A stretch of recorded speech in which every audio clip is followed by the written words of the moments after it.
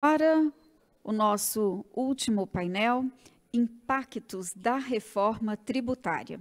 Convidamos ao palco o senhor Haroldo Levi Neto, diretor técnico da APIMEC Brasil, que será o moderador deste painel.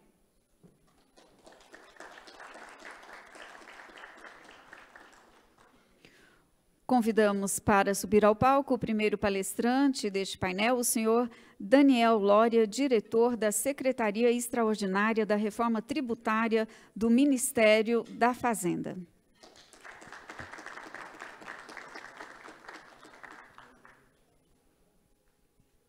Nossa segunda palestrante será a senhora Patrícia Linhares Gualdenzi, sócia de Linhares e Advogados Associados.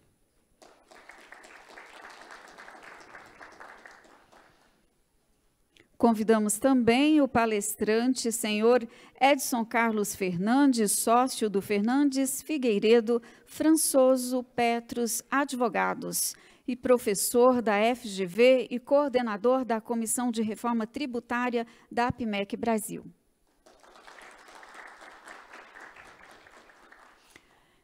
Informamos que também aguardamos para ser um dos nossos palestrantes o deputado federal, senhor Carlos Mauro Benevides Filho, membro titular do GT Sistema Tributário Nacional, PEC 45/19, e membro titular do Comitê Gestor e Distribuição da Receita do IBS, que será um dos nossos palestrantes. Lembramos novamente a todos que teremos um tempo no final deste painel para a sessão de perguntas e respostas. Os interessados deverão utilizar os microfones que serão disponibilizados pelas nossas recepcionistas. Solicitamos apenas que se identifiquem e que façam no máximo 2 perguntas por vez. Já com a palavra, o moderador, o senhor Haroldo Levi Neto, que conduzirá este painel. Agora aqueceu. Bom, boa tarde a todos. Obrigado aí por estarem conosco até essa hora. Temos mais um pouquinho aqui. É um prazer aqui estar recebendo os que já foram anunciados. E como foi anunciado, nós estamos aguardando o deputado, mas nós vamos iniciando para que a gente não perca aqui o horário. Vários aí têm voos, inclusive, de volta. Eu queria só aproveitar lembrar que a APIMEC Brasil é uma das fundadoras, junto com outras entidades, da Fundação de Apoio ao CPC-S. Agora tem o S por conta de sustentabilidade, que criou o CPC, que é o Comitê de Pronunciamentos Contábeis. Vocês viram aqui hoje vários dos pronunciamentos sendo mencionados. Então, aqui tem na tela o endereço do site da Fundação, onde tem o site do CPC e do CBPS, que é o novo comitê que está trabalhando também as normas internacionais que estão vindo para o Brasil de divulgação de sustentabilidade, e a gente tem uma participação muito ativa. A ABRAP também está conosco nos 2 comitês hoje. Eu participei já desde a criação do CPC e voltei agora para ajudar no CBPS. Então, todos aqui, de alguma forma, acho que vão ter interesse em conhecer e acompanhar. Tem, inclusive, um boletim que vocês podem se inscrever aí no próprio site para acompanhar as atividades que estão lá. E o seminário, que é o 21º ano que a gente organiza esse seminário, que vai ter, inclusive, participação do pessoal de fora, tanto do IASB quanto do ISSB, que são as normas de sustentabilidade, que estão com as inscrições abertas. Então, entrando nesses sites, vocês podem achar essas informações. Bom, dito isso, a gente vai, então, para o tema, que são esses impactos da reforma tributária, que a gente quer ouvir um pouco aqui. São várias visões, né? Então, nós vamos começar com uma visão mais ampla aqui, do Lória, e depois a Patrícia, com uma visão mais do mercado de investimentos institucionais, de previdência, enfim. E o Edson Fernandes, uma visão mais do mercado de capitais, dos impactos em alguns dos setores, enfim, um pouco disso. E esperando o deputado para nos dizer como é que isso anda efetivamente no Legislativo. Então, sem mais, eu queria passar a palavra para o Lória para dar início. por favor.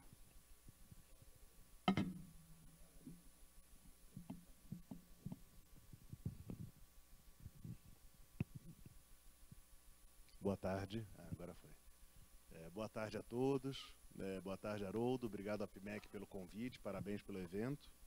Sempre um prazer estar aqui conversando sobre mercado de capitais, investimento institucional no mercado de capitais e como o mercado de capitais promove o desenvolvimento econômico do nosso país. E para mim tem sido uma honra aí compor essa equipe do governo que está trabalhando especificamente na reforma tributária. Eu venho de toda a minha carreira no setor privado, né, atuando com companhias do mercado de capitais, e estou nesse mandato aqui na Secretaria da Reforma Tributária, com esse foco muito específico de entregar a reforma tributária para o país. Então, para começar, eu acho que vale a pena contextualizar todo mundo em que pé que a gente está nesse assunto da reforma tributária. É algo que já se estende há muitos anos, muitas décadas no Brasil. A gente finalmente teve avanços importantes, né? Aprovamos a emenda constitucional no final do ano passado, enviamos no início desse ano para a Câmara dos Deputados 2 projetos de lei complementar, o projeto de lei complementar 68 e o projeto de lei complementar 108, ambos tratando sobre temas da reforma. O 68 foi votado no final do semestre passado, em definitivo, já tramitou, já está no Senado, está aguardando a indicação do relator, mas já foi anunciado que o relator será o senador Eduardo Braga. Já iniciamos algumas tratativas com a equipe dele, inclusive.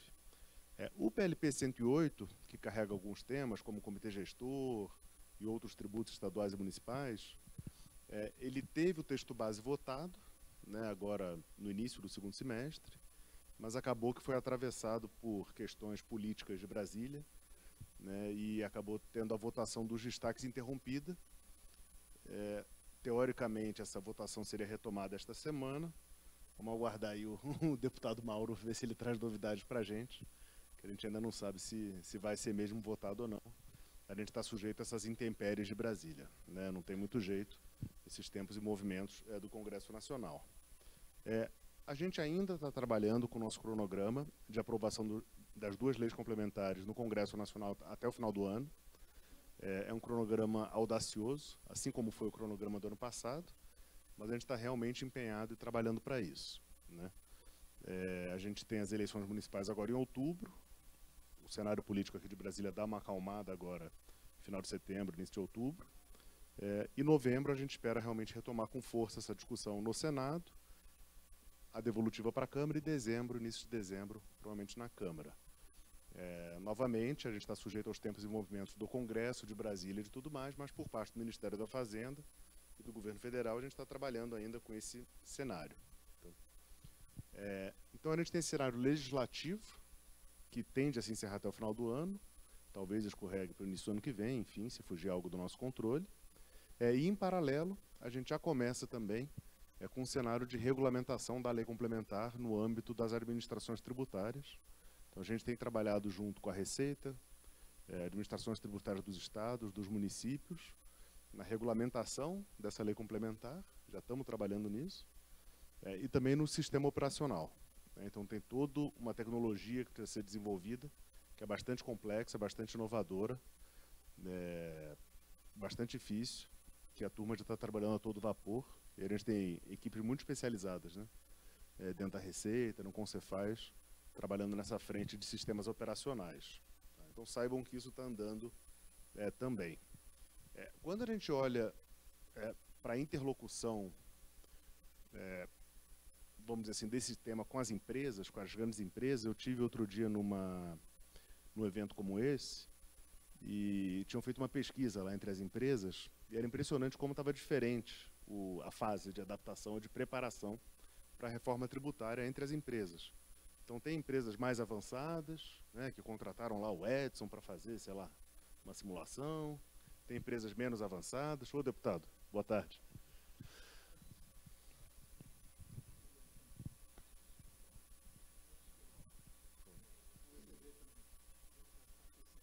Tá aqui. E aí, você sempre presente também. Igual o senhor, prazer. Bom, estamos recebendo, então, o deputado Mauro Benevides, já ainda no comecinho. Deputado, seguimos, então, Daniel. Bem-vindo, deputado, aí, um grande conhecedor do direito tributário brasileiro. e operador também, né? Não basta conhecer, né? Então, eu estava comentando que as empresas estão em diferentes fases de adaptação e conhecimento da reforma tributária, né? Então, estava comentando essa outra pesquisa aí que eu tive acesso, mostrando isso muito bem. É difícil você avaliar realmente o impacto da reforma tributária na economia como um todo, os impactos macroeconômicos e os impactos microeconômicos em cada empresa. É claro que os analistas de mercado tentam fazer algumas análises, mas a gente vê muita besteira, viu? Tem que tomar muito cuidado. Só para citar um exemplo, tem uma companhia aberta de terceirização de serviços, que faz facilities, limpeza, portaria, tal, não sei o quê. Quando saiu a primeira versão da reforma, os analistas desceram o pau. Puta, vai quebrar o setor, vai ser horroroso, o preço vai subir, não sei o que tal. A ação tombou, né? Aí quando a gente foi explicando, não, veja bem, o crédito acumulado, isso aqui é B2B, você apropria crédito em tudo que é aquisição, você vai transferir crédito para frente, na verdade você vai ter uma redução da carga tributária. Opa, não, então para o setor vai bombar. Aí começou a bombar, né? Então, não sei se... a gente tem que tomar cuidado, viu? Tem que tomar cuidado porque tem uns relatórios de analistas aí que são complicados, né? E aí, no coração, o que a reforma tributária vai fazer? Eu acho que, para a gente estar mais ou menos na mesma página quanto a esse assunto, né? A gente vai simplificar esse sistema caótico que a gente tem hoje, da base de tributação do consumo, né? Hoje a gente tributa a produção das empresas de uma forma totalmente caótica mesmo, né? Então, por vários tributos, tem vários tributos nos insumos que não são recuperados. Talvez de todos os impactos para as empresas, esse seja o maior e mais difícil de quantificar, porque hoje, dentro do preço dos seus fornecedores, você tem uma série de resíduos tributários, que a gente fala, um monte de crédito embutido que você não enxerga, né, mas está ali impactando seu preço de compra. Todo esse resíduo tributário com a reforma, ele vai embora, ele vira crédito para a empresa, então tudo que é tributo pago na cadeia vira crédito, a não cumulatividade plena. Esse eu acho que é o principal impacto da reforma, viu, Haroldo?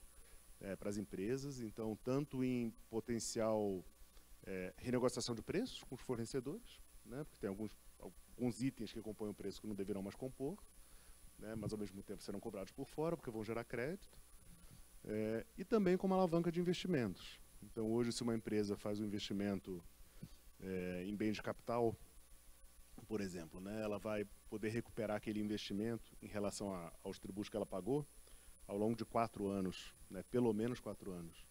Então, se a empresa constrói uma caldeira, por exemplo, ela paga PIS/COFINS e tudo que é parte de peça que ela colocou na caldeira. 4 anos para recuperar aquilo, no mínimo, em termos de custo tributário. Com a reforma é à vista, né? Então, a gente está desonerando completamente o investimento. Então, a reforma também vai ser um impulsionador muito grande de investimentos. Pensando em impacto para a empresa, outro setor aí que o Edson deve comentar, mas que vai ser muito bem impactado, positivamente impactado, é o setor exportador, de forma geral. O setor exportador hoje, eu até falei em outro evento, que ele acha que é imune, né, de tributos, acha que não paga tributo, mas paga um monte de tributo embutido nos seus serviços e bens adquiridos, nos seus fornecimentos. Todo esse resíduo tributário ele vai desaparecer com a reforma. Então, a desoneração total dos investimentos e a desoneração total das exportações. O exportador que paga tributo nas suas aquisições vai poder recuperar esse tributo na forma de crédito. A gente tem prazos na lei para essa recuperação. Estamos trabalhando aí, em média, com 60 dias, que é muito, muito, muito melhor do que tem hoje, né, que não tem prazo, na verdade, e viabiliza realmente aí uma desoneração completa das exportações. Outros efeitos de difícil mensuração, mas de possível análise dentro das empresas, estão relacionados às suas equipes, né? O custo de conformidade tributária das empresas no Brasil hoje é altíssimo, a gente está sempre nos piores lugares daqueles rankings lá, né, que se critica também, mas se faz, e é verdade, a gente sabe, né, que as nossas equipes de tax compliance são enormes, muito maiores do que qualquer outro país do mundo. Com a reforma, a gente espera reduzir substancialmente o custo de pessoal para as empresas com o pagamento de tributos. A gente vai reduzir o custo de conformidade, vai trazer mais eficiência, vai liberar essa mão de obra para atividades mais produtivas. Também é um impacto interessante para se pensar nas empresas. Tá? Então, liberação de créditos, desoneração de investimentos, desoneração de exportações, redução do custo de conformidade. No médio prazo, uma redução de litígios, também é esperada. Eu digo médio prazo porque sempre que a gente tem uma lei nova saindo, a gente vai ter algum litígio, a gente está no Brasil, é inevitável, mas a gente espera que isso se estabilize no médio prazo. Então, de fato, são inúmeros benefícios aí que a gente está antevendo para a reforma E, claro, uma reorganização substancial da atividade produtiva também, Haroldo. Então, acho que as empresas da economia real estão realmente pensando sobre a sua eficiência alocativa dentro do país, a forma que ela organiza a sua atividade, se aquilo faz sentido, se não faz. Especialmente quando a gente pensa na indústria ou em empresas que fazem muitas importações de bens, você tem estruturas operacionais voltadas por razões tributárias, né, organizadas por razões tributárias. Então, 2 exemplos do dia a dia.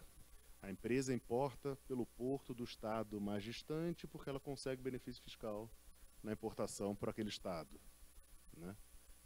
Outro exemplo, uma empresa tem um centro de distribuição a 2.000 quilômetros do mercado consumidor porque o ICMS interestadual é muito mais barato do que se ela tivesse centro de distribuição em São Paulo ou em Brasília, né? Então, esses exemplos são diários.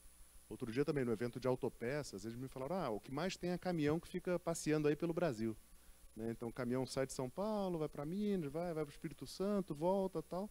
Por quê? Por conta de maluquices tributárias, notadamente do ICMS, que a gente está encerrando agora com o fim dos benefícios fiscais e com o fim de regras diferentes estados a estados, né? Então, a gente vai ter uma regra única, um faturador único, um tributo único, que se divide em 2 parcelas, mas a gente tenta torná-lo o mais único possível, vamos dizer assim, né? Que é o imposto sobre valor adicionado, tem esse pedaço federal e esse pedaço subnacional, mas a ideia é que seja regras iguais, né? 95% das regras vão ser iguais, sempre vai ter alguma coisinha diferente, alguma especificidade, e a ideia é que esses tributos realmente substituam toda aquela bagunça que a gente tem hoje, ICMS, IPI, PIS/COFINS, ISS e tudo mais, né? Então a gente tem muita coisa para falar da reforma, viu, Haroldo? Eu vou deixar os colegas falarem também. O deputado chegou aqui, o deputado gosta de falar também, né, deputado? Então vou dar o espaço aí, depois a gente retoma e conversa perguntas, acho que fica mais animado. Obrigado.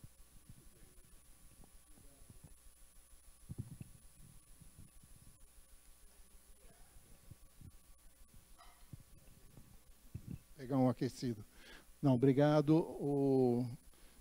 Eu ia tentar explicar o problema do analista que você disse, mas vai ser difícil, então vamos deixar para lá.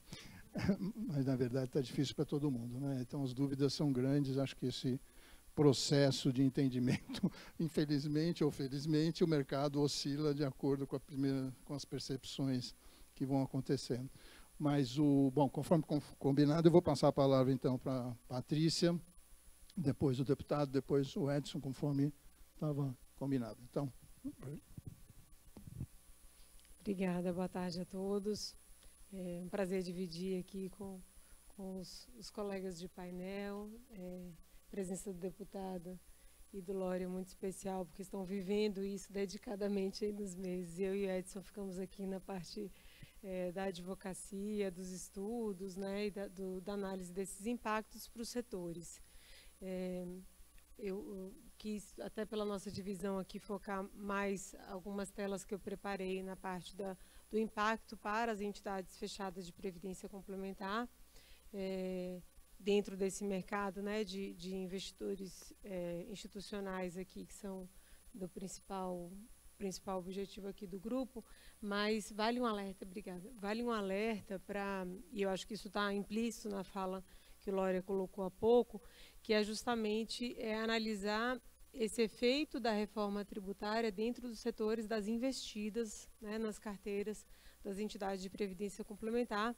A gente tem conversado sobre isso em algumas entidades, mas acho que cabe fazer essa avaliação, principalmente onde há concentração de recursos, né, ou diretamente no capital, ou até mesmo no controle, né, dessas empresas. Então, o meu enfoque aqui vai ser muito mais no setor de previdência complementar, e aí já começando o pedaço da história de dezembro para cá, quando a emenda constitucional foi promulgada da reforma tributária e previu a previdência privada dentro dos serviços financeiros, né? Houve um movimento setorial de se esclarecer que dentro da previdência privada existe uma diferença muito sensível, inclusive não só de entendimento, mas literalmente na lei que regulamenta, né, prevendo entidades sociedades anônimas e entidades sem fins lucrativos convivendo ali dentro de um mesmo ecossistema e investindo, né,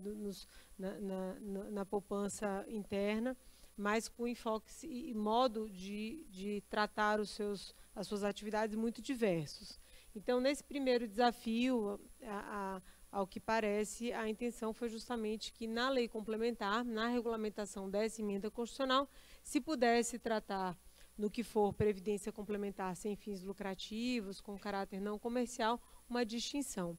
E essa distinção ela é necessária, de fato, para que a gente não tenha, e aqui trazendo para o juridiquês, uma inconstitucionalidade dentro da própria Constituição Federal, né? Se a gente olha que a previdência complementar está inserida dentro da ordem social e juntamente, né, como um pilar ali da Seguridade Social exercendo essa atividade, entender que ela está fora dessa ordem e sim numa ordem financeira seria um descompasso dentro da própria Constituição. Então, esse foi o principal objetivo do acompanhamento da regulamentação da emenda constitucional aí nessa etapa que o Lória vem capitaneando aí com todo o grupo.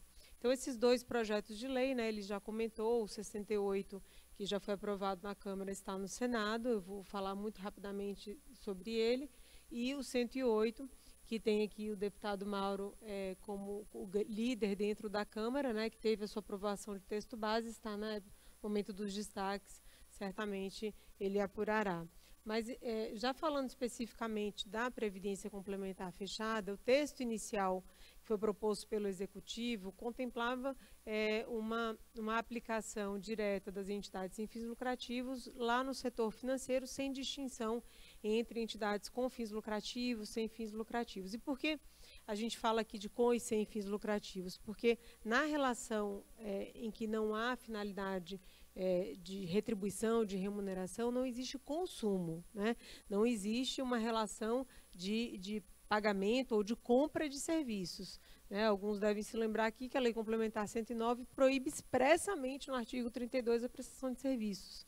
Então, a gente ter a entidade sem fins lucrativos como uma prestadora de serviços geraria essa incompatibilidade essencial ali na própria redação da Lei Complementar.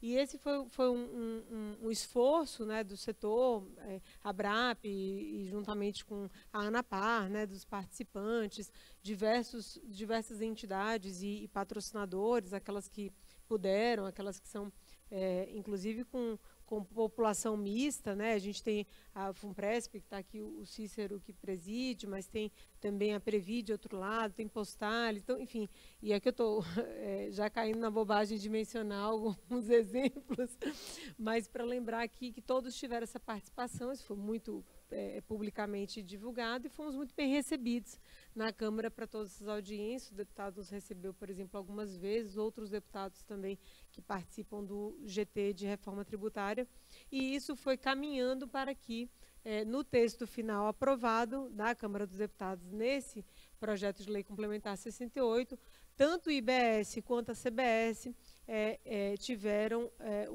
o texto, né, passou a reconhecer a não incidência nessa tributação. A gente fala de não incidência mesmo, porque não existe sequer o fato gerador, não existe aquilo que enquadra a relação, né, da entidade de previdência fechada sem fins lucrativos como consumerista, né, aquelas súmulas todas que já reconhecem isso há décadas no nosso judiciário e fora as previsões legais. Então, o artigo 26, que caminha, então, está no Senado para essa aprovação, ela prevê um rol de empresas que têm, e instituições, melhor dizendo, né, não caráter empresarial, instituições, entidades que têm característica social, assistencial, ou que de alguma forma não participam de relações de consumo de serviços ou de mercadoria, como fora da incidência. E aí, no parágrafo 9º, aparecem as entidades fechadas, desde que cumpram com alguns requisitos, que são requisitos que as entidades essencialmente já cumprem do artigo 14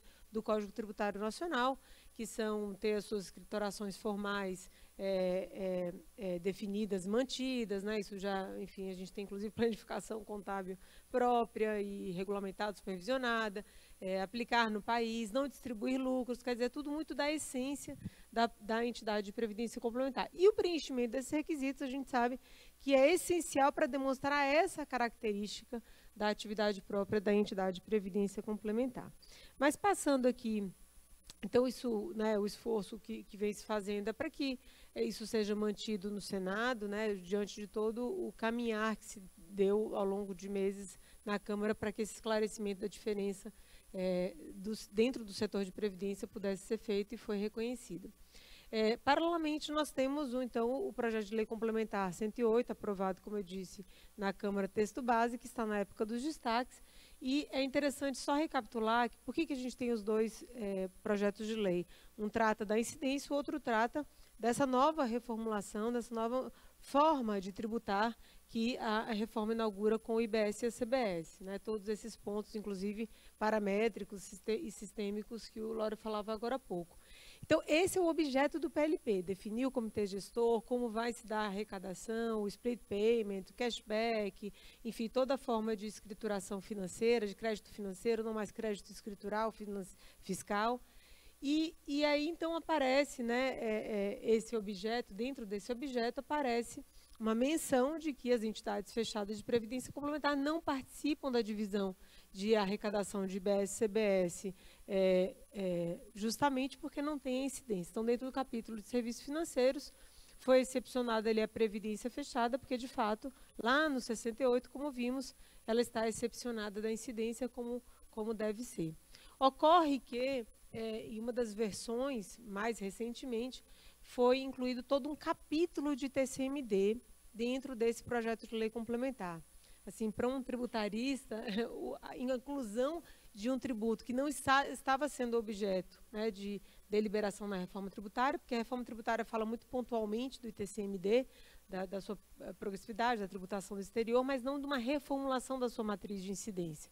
E aí, de repente, a gente vê todo um capítulo de regulamentação do ITCMD, que é um tributo estadual, causa morte e doação, são as suas hipóteses de incidência, e prevendo expressamente a previdência complementar, a previdência privada, dentro do campo de incidência. A gente sabe que os debates foram intensos e o cronograma é curto, mas só para deixar claro aqui que essa previsão ela veio, então, no bojo do trabalho, né, de avaliação do 108 e culminou nesses artigos que foram aprovados, prevendo expressamente a previdência complementar como fato gerador do ITCMD.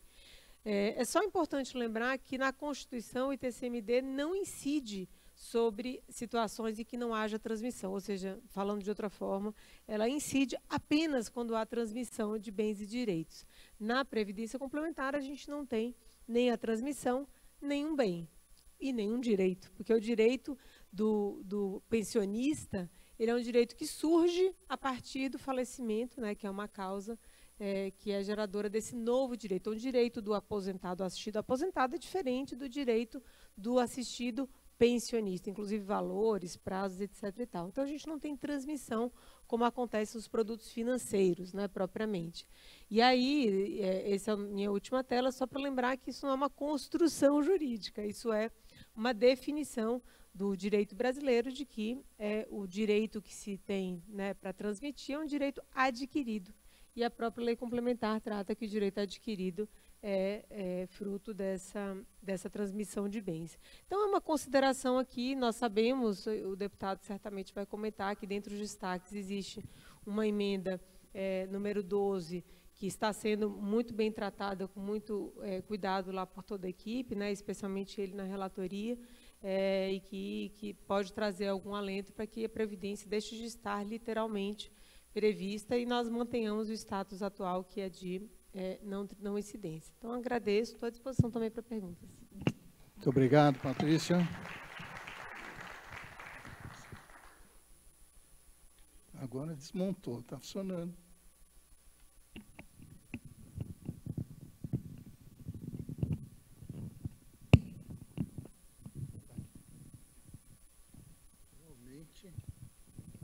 Estou apanhando. Por favor, deputado. Bom, boa tarde a todas e a todos. Em Primeiro, agradecer aqui o privilégio de poder estar compartilhando com todos vocês sobre um tema tão relevante para a economia brasileira, que é a questão da reforma tributária.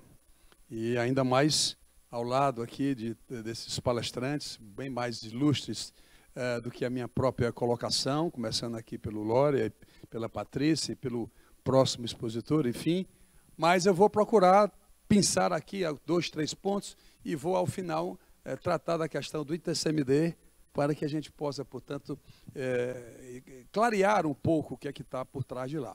Eu quero só lembrar que, em relação ao ITCMD, a emenda constitucional 132, eu tive também a oportunidade de ser um dos 12 deputados que participou da escrita, né, da emenda constitucional, e lá há todo um capítulo da questão patrimonial. Portanto, o 168, ele não, quando trata do ITCMD, ele não está fora do contexto, está lá previsto inicialmente a questão da propriedade, por isso que lá está tratado o ITCMD, o ITBI, e só não tratamos especificamente o IPVA, que também é um outro assunto que eu acho extremamente relevante, que para mim não faz sentido uma motocicleta pagar IPVA e o avião, o helicóptero, o barco, 50 milhões de dólares, não pagar absolutamente nada de IPVA, mas isso é outra questão para ser discutida mais lá na frente. Reforma tributária veio para poder descomplicar o regime tributário brasileiro. É impossível de uma empresa trabalhar em 2, 3 estados do país, que são legislações totalmente diferentes. Se você olhar a legislação do ICMS de Minas Gerais, é 1.400 páginas. Se olhar no meu estado, eu fui secretário da Fazenda 12 anos e acabei vindo para cá, não sei como, eu sou conhecido lá como cobrador de imposto, mas, enfim, é impossível de você trabalhar com tamanhas diferenças, com complexidades muitas vezes inconcebíveis. Então, isso tem um custo de funcionamento, de empreender no Brasil, que é muito grande. Então, o primeiro papel da reforma tributária foi, ao criar, mesmo sendo dual, mesmo tendo a CBS e o IBS, mesmo sendo dual, mesmo assim é uma legislação única. Não interessa se ele está pagando tributo para o governo estadual e municipal, ou se para o governo federal, nem muito menos interessa se ele está empreendendo em São Paulo ou se ele está empreendendo no Espírito Santo. Vai ser tudo a mesma coisa. E as empresas ainda não quantificaram quanto é que isso vai representar na formação de preço das empresas.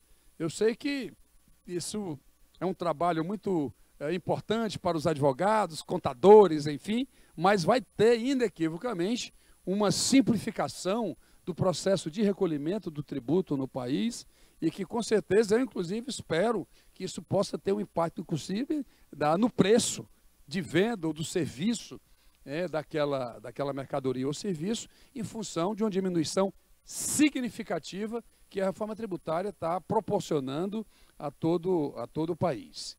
Segundo ponto é que ela precisava, havia uma discussão muito grande no Brasil sobre guerra fiscal. Eu não sei se o nome é adequado, guerra fiscal. O Brasil tem uma estrutura de princípio de origem e destino. Então, quando você compra uma mercadoria de São Paulo, então a mercadoria vem na interestadual com 7, se a sua alíquota é 20 no estado onde você está funcionando, você cobra o DIFAL de 13 para fazer os 20. Então, os estados produtores, eles têm uma arrecadação, já que o imposto também era na origem. Aliás, essa era uma das razões porque tem 40 anos que nunca saiu a reforma tributária. Uma delas, são 3 ou 4, mas uma delas muito significativa, é que os estados produtores, com o princípio do destino puro, que é o que está implantado na reforma tributária, isso deixa de existir. Portanto, a arrecadação dos 7% na origem, ele acaba, fica com o tributo quem está pagando. Esse é um conceito assim, mundial e que a gente está fazendo essa correção na reforma tributária, mas para que isso fosse possível, nós tivemos que encontrar uma maneira de preservação da arrecadação real dos estados, inclusive produtores. Saiu com 3% do bolo, aliás, saiu da Câmara com 3% desse bolo para compensar se porventura os estados perdessem receita, mas voltou do Senado com 5%, então ficou 5%, e isso acalmou, inclusive São Paulo tomou assim uma posição né, Lore, assim, mais tranquila e tudo mais, tudo bem, vamos tocar para frente, que foi uma maneira que nós encontramos de poder resolver essa questão do princípio do destino puro. Terceiro, já foi tocado aqui, o setor exportador, os estados desoneram 42 bilhões de reais de ICMS para o setor exportador. 42. Da Lei Candir para cá, que começou pagando 3.800 e hoje paga 1.800, então você desonera 42 bilhões, a União repassa 1.800, portanto as empresas não recebem os créditos dos insumos que ela usou para poder produzir o bem que vai ser exportado, né? Como você não está pagando na saída, você não pode se creditar na entrada. Então, você está autorizado, inclusive, a transferir crédito para terceiros, mas os estados não autorizam, e isso gerou, portanto, um carregamento desses créditos, né, ao longo dos anos, e essa redução vai dar um aumento de competitividade internacional das empresas exportadoras extraordinária. As ações aí no mercado de capitais, aí na ação de bolsa e tudo mais, isso vai, como dizem os meus filhos, vai bombar pela nova estrutura tributária que está sendo levada em conta para essas empresas que caracterizadamente são do setor exportador. Isso não está medido. Sem falar de vários outros serviços que, inclusive, estão no mercado financeiro, empresas do setor de saúde, empresas do setor de educação, que essas empresas, eu me lembro bem, o setor educacional foi falar comigo lá, olha, a minha carga é 5 de ISS, 3,65 de PIS/COFINS, 1% disso e daquilo, não sei o que, dá 12%, o senhor vai me cobrar 26%. Eu digo, 26%? Entendi. Vamos ver lá, o senhor paga energia, paga na sua faculdade? Pago, claro que pago. Quanto é que o senhor está pagando? Ah, não sei. Mas o senhor é empresário, o senhor não sabe nem quanto é que o senhor está pagando de tributo na sua universidade? Eu perguntei, e me diga uma coisa, a sua universidade é muito moderna, o senhor comprou computadores recentemente? A minha universidade é a mais moderna que existe no Brasil. Ô, rapaz, a mais moderna. E o senhor pagou imposto dos seus computadores, o senhor sabia disso? Sim, paguei. Mas quanto foi que o senhor pagou? Não sei. Então, nem o empresário sabe qual é a carga tributária que ele paga hoje. Por isso que o sistema de não cumulatividade plena, ou seja, você se creditar de tudo que você está pagando, essa é uma carga que precisa ser melhor avaliada para todo empresário brasileiro, porque realmente é um novo modelo. Não é o sales tax dos Estados Unidos, que é um pouco diferente, mas é o IVA que 170 países do mundo, né, eles usam essa estrutura. E eu escuto, só para deixar aqui também uma coisa que eu preciso, todo fórum, nos 8 estados que eu já viajei a convite, é o seguinte, a manchete dos jornais é de que, com essa carga de 27%, o Brasil vai ter a maior carga do IVA do mundo. Que corre solto por aí afora. Mas as pessoas não explicam que o Brasil tem a maior base arrecadadora de tributo do mundo no consumo. Então, no Brasil, você arrecada 49% da sua arrecadação. A arrecadação do Brasil vem de onde? Folha, renda, patrimônio e consumo. São as 4 fontes de receitas que você tem dentro do sistema tributário brasileiro. Pois bem, nos Estados Unidos é 16%. Aqui é 49%. Na Alemanha é 21%. Então, essa colocação de que é a maior do mundo, o Brasil já tem a maior carga sobre o consumo do mundo. Isso é porque é uma referência em relação à Hungria, que tem a maior alíquota, que é 27%, mas também não dizem, e essa é a parte mais relevante, mesmo que sendo 27,97%, rapaz, eu gostei da precisão do boleto do Araí lá, viu, Lore? 27,97% é a estimativa. Eu estava brincando com a Pia outro dia, dizendo, rapaz, esse modelo aí está muito bem estimado para definir a alíquota, que, aliás, vai ser lá no 108 que nós estamos regulamentando o comitê gestor, que é quem vai estar responsável, junto com a Receita, vai fazer a estimativa, submete ao Tribunal de Contas da União, aí devolve para ser enviado o projeto para o Senado, porque quem define a alíquota de referência Não é o Congresso Nacional, é o Senado Federal. Como hoje a alíquota interestadual também, como a alíquota do ITCMD também é definida pelo Senado. Então, hoje a alíquota máxima do ITCMD é 8%, você não pode alterar isso aqui, porque hoje a Constituição já delega ao Senado Federal a competência exclusiva para fixar, e a maior alíquota hoje do ITCMD é 8%. E eu rodei aí uns 60 países pelo mundo afora, nunca vi uma alíquota tão baixa. Estou logo aqui dizendo, obviamente tem um escalonamento, 2, 4, 6, 8, e o brasileiro adora se comparar com os Estados Unidos. Ah, porque nos Estados Unidos é assim, porque nos Estados Unidos é assado, lá é a livre concorrência. Pois é, eu fui olhar a menor alíquota do ITCMD lá, é 20, com 5 milhões de isenção, né? Você tem primeiro 5 milhões isento e depois... Então, rapaz, você quer... Tá bom, tem uns 6 minutos aqui para mim, eu estou entendendo aí. Já, eu vou correr. Então, eu não vou falar mais do setor exportador, vocês já entenderam, da aquisição de bens de capital, vocês não imaginam o que isso vai significar. Porque hoje, quando você compra uma máquina de novo de São Paulo, por exemplo, eu como secretário da Fazenda, quando o Estado do Ceará, a indústria, comprava uma máquina de São Paulo cobrava 7, eu não cobrava o DIFAL.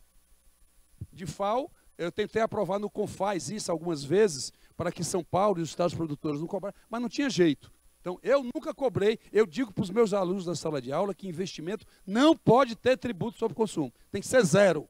Né? Isso é uma coisa já de muitos anos que eu venho debatendo na sala de aula e estou muito feliz em poder ver isso agora traduzido pela reforma tributária e os projetos que regulamentam tanto o 68 como o 108. E também, e aí a minha única divergência que eu tenho na reforma, com o brilhante secretário Api e com toda a sua equipe, o Anel Vitória, esse rapaz aqui que trabalhou muito, Lória, contribuiu demais nesse processo, mas que é essa história de cashback. Ouviram falar já no cashback? Pois é, rapaz, cashback. Cash, dinheiro, back, de volta. Eu vou receber meu dinheiro de volta. Não é assim? Pois bem. A minha tese, que acabou vigorando para 4 produtos somente, que é gás, energia, eletricidade e água, não é isso? Tá. Nesses 4 produtos, que foi o máximo que eu consegui, quando eu for pagar a conta, se eu tiver no CadÚnico e tiver aquela minha renda pré-estabelecida lá, eu já não vou pagar o IBS e o CBS. Isso eu considero cashback. Agora, se eu comprar qualquer outro bem, o Brasil, o pobre no Brasil, vai ser o único país do mundo onde o pobre vai ter que ter capital de giro. Ele vai pagar na frente para receber depois. Sabe, gente? Aí o pessoal diz, não, mas a gente pode criar um cartão e dar um mês na frente. Ah, não sei, isso não está no texto.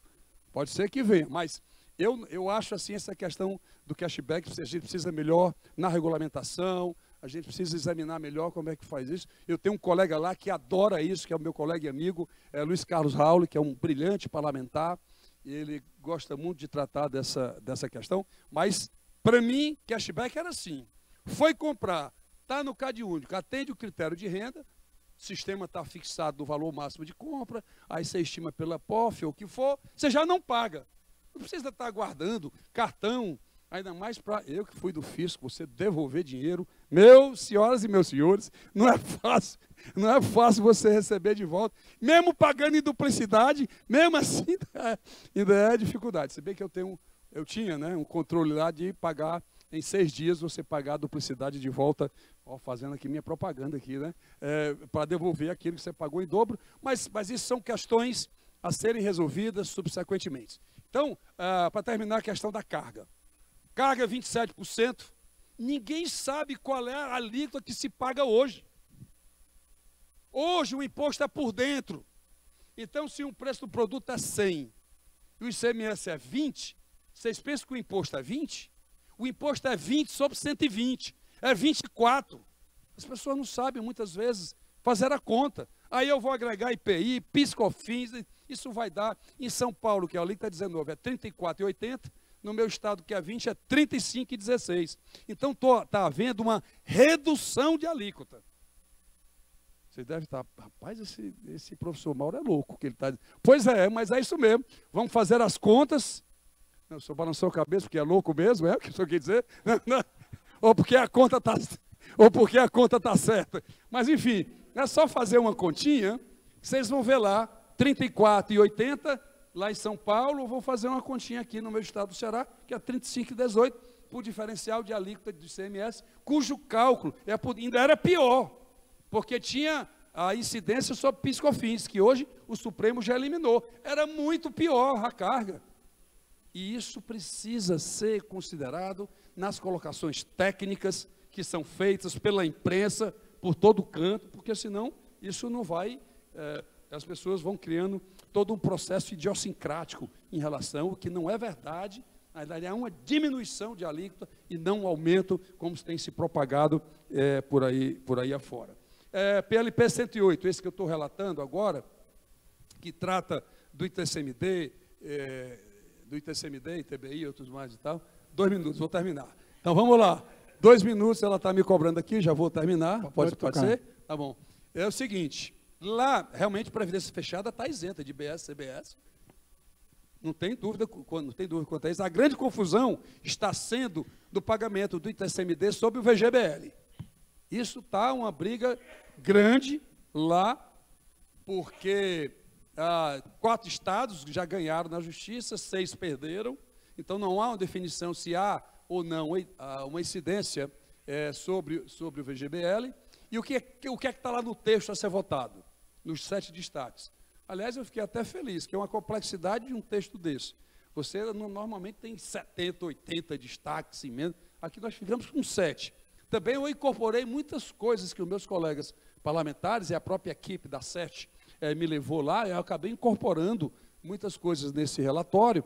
E aí nós fizemos um acordo intermediário, que é o seguinte: se o VGBL for securitário, morreu, recebeu o prêmio, aí se interpreta como seguro, vai pagar 0 de TCMD. Mas, se o VGBL é um VGBL previdenciário, que é onde entra aqui a discordância da matéria, vai morrer, vai deixar lá todo mês receber lá o valor da pensão, o que quer que seja. Aí, se é previdência, o cara não pode, com 2 anos tem isenção. Morreu, tem isenção, não pode. Então, nós combinamos com o mercado, o meu termo, dizendo assim: se o VGBL, e eu percebi, tem muita gente que faz planejamento tributário nisso, passa a vida inteira aplicando em fundos, em letras e o que quer que seja.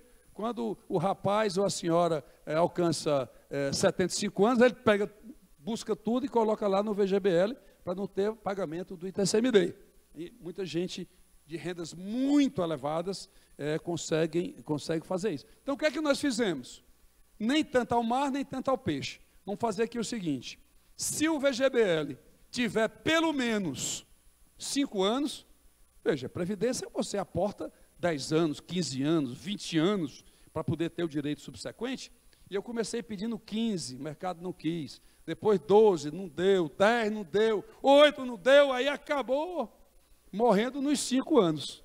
Então, pois é o que foi possível. Então, se o VGBL tiver pelo menos 5 anos de aportes, e aí esse VGBL, portanto, estará isento do pagamento do tributo. Então, a imprensa diz: foi criado o imposto. Não, foi dada a isenção.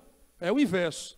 Porque hoje é uma briga jurídica, ninguém sabe se tem ou não. Então, eu estou dizendo o seguinte: se o VGBL tiver 5 anos, aí sim você terá a não incidência do ITCMD ao longo disso aí. Aí tem mais ITBI, mas não dá mais tempo. Eu peço desculpas pelos 2 minutos adicionais que eu usei aqui. Muito obrigado, viu? Não, muito obrigado, deputado. Nós vamos ter um tempinho depois para umas questões, então a gente pode voltar. Mas só para ratificar a dificuldade do analista, você vê, se nem o empresário sabe quanto é o que paga imposto, como é que o analista vai chegar lá, né? Então, é dificuldade. Muito bem, vamos passar então, Edson, por favor.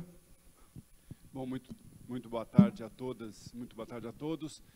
Quero agradecer na pessoa do Haroldo pelo convite de estar aqui, aprender tanto com essa mesa. Daniel conheço há alguns anos, um advogado e um pesquisador admirável que transferiu a sua competência para o governo, ganha muito o governo, ganhamos nós com isso. Deputado Mauro Benevides, talvez o deputado hoje que conheça mais a legislação tributária, a tributação do país. E eu digo isso para dizer, podem acreditar no que eles falaram, mas eu faria uma vírgula que eu falo por mim, mas eu acho que a Patrícia concordaria, que ela está junto comigo, a nossa língua está coçando aqui, né, para algumas coisas que a gente gostaria de falar. Eu vou ficar em pé, que é cacuete de professor, e um ponto introdutório que eu queria pegar o gancho é sobre a alíquota. O empresário não sabe quanto é, e não sabe mesmo. Por mais cálculo que ele faça, ele não consegue tirar todo o resíduo tributário. A reforma é excelente por causa disso. O Haroldo colocou, analista, seja analista inclusive tributário, também não tem essa ideia. Por isso que eu, particularmente, sou cético com relação 26,5, 27, 28. Né? Não estou questionando, desconfiando da planilha. Mas é que a complexidade para fazer esse cálculo e saber o que vai dar direito a crédito, o que não vai dar direito a crédito, e eu vou falar um pouquinho sobre isso, eu não sei, né, podemos, por enquanto, acreditar na alíquota, mas eu acho que ela pode ser um pouquinho diferente disso. Né? Muito bem. Bom, ixi, o que aconteceu aqui? Foi direto para a última. É para acabar? Não, eu acho que estão... agora foi direto para a primeira. Vamos ver. Para onde que tem que... Para aí? Bom, apontei, mas... Não está indo. Não sei o que aconteceu. Bom, o sistema tributário nosso hoje, ele é mais ou menos isso aqui, como o Daniel estava colocando. Né? Então, o que a gente tem? A gente poderia considerar cada nó desse aqui, mudou, aqui. Poderíamos considerar cada nó desse aqui como uma determinada empresa. Então, tem empresa, complicado é para todas, mas tem algumas que estão com a carga lá em cima, tem algumas que estão com a carga mais para baixo, algumas com uma carga mediana. E a reforma tributária, ela ela faz o quê? Ela faz isso aqui, ela organiza aquela confusão. E aí, aqui eu entro um pouco na questão setorial. Eu vi uma vez uma entrevista com um economista que eu gosto bastante, que é o Paulo Rabelo de Castro, e ele falou, olha, nós vamos ter uma alíquota padrão, vamos falar em 28, 27,97, vou arredondar, 28. Quem paga hoje mais do que isso, vai ter uma redução na carga. Quem paga menos, vai aumentar a carga. Né? Então, por aí a gente consegue fazer uma análise setorial. Eu tenho hoje setores, por N motivos, que pagam menos do que 28. Que a carga geral pode ser 32, 33, 34, 41, 49 no consumo, mas isso está distribuído, isso é uma média geral. Então, nós temos aqueles setores que hoje pagam menos do que isso. Quais setores? Aqueles que têm incentivo de ICMS, que não vão ter mais. Né? Então, eu incluiria aqui, talvez, varejo, alguma parte industrial, que tem esse benefício, distribuidores. Né? Então, tendem hoje a pagar menos do que esses 28. Isso vai subir.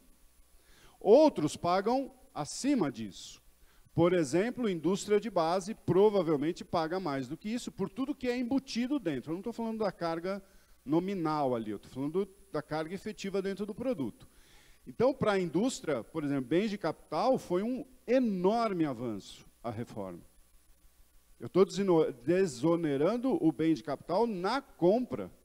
Isso é muito bom. A indústria, principalmente indústria de transformação pesada, tende a ter uma redução do que a carga hoje.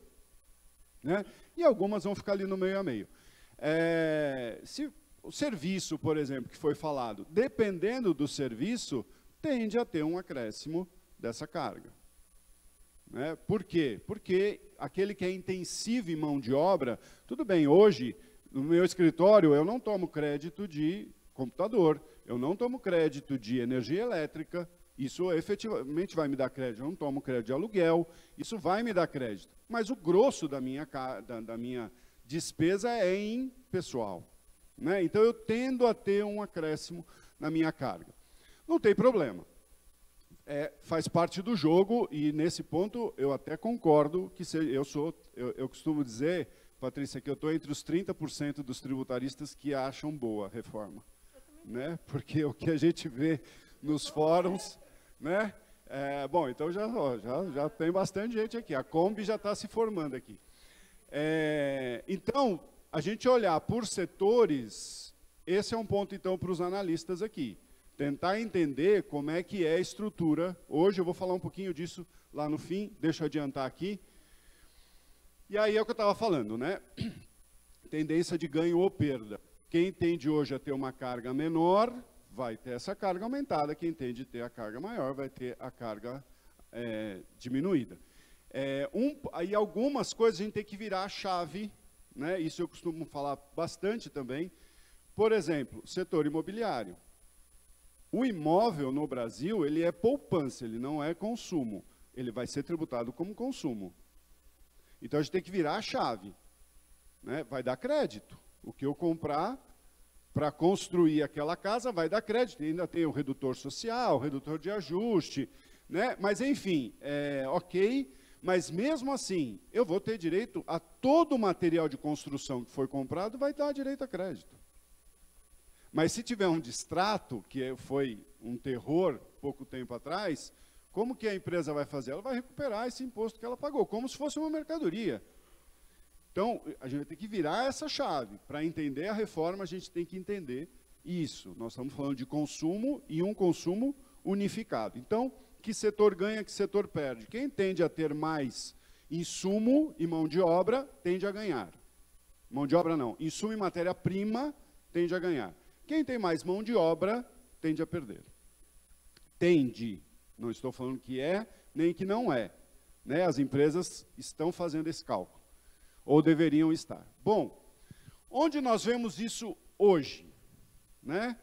Uma demonstração financeira, uma demonstração contábil, que foi uma insistência da academia, que acabou entrando na lei. Eu, particularmente, não sei qual é a importância que se dá, não tenho pesquisa a respeito disso, mas é a demonstração de valor adicionado.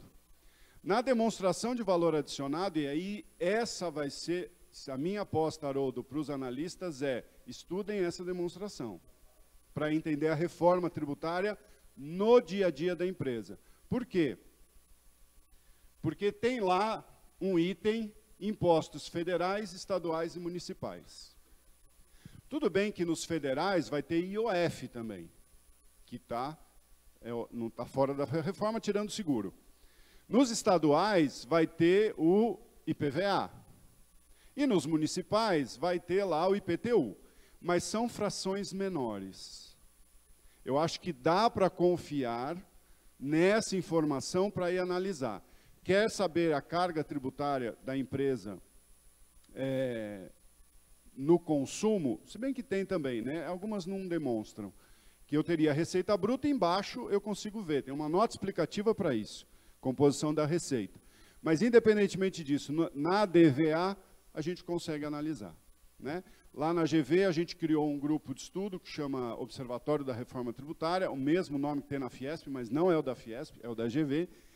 E nós estamos exatamente fazendo esse tipo de... Vamos começar a fazer esse tipo de acompanhamento. Olhar na evolução das empresas como é que está sendo o impacto da carga da reforma tributária, e dá para fazer, talvez com alguns ajustes, mas dá para fazer via DVA, né? Essa é uma demonstração importante. Bom, para finalizar, então, não recebi plaquinha, então acho que eu estou bem. Não recebi o cartão amarelo, então estou seguindo bem. Pontos de atenção, 4 minutos. São 4 pontos de atenção, 1 minuto para cada. Então, vamos lá. Nem precisa disso.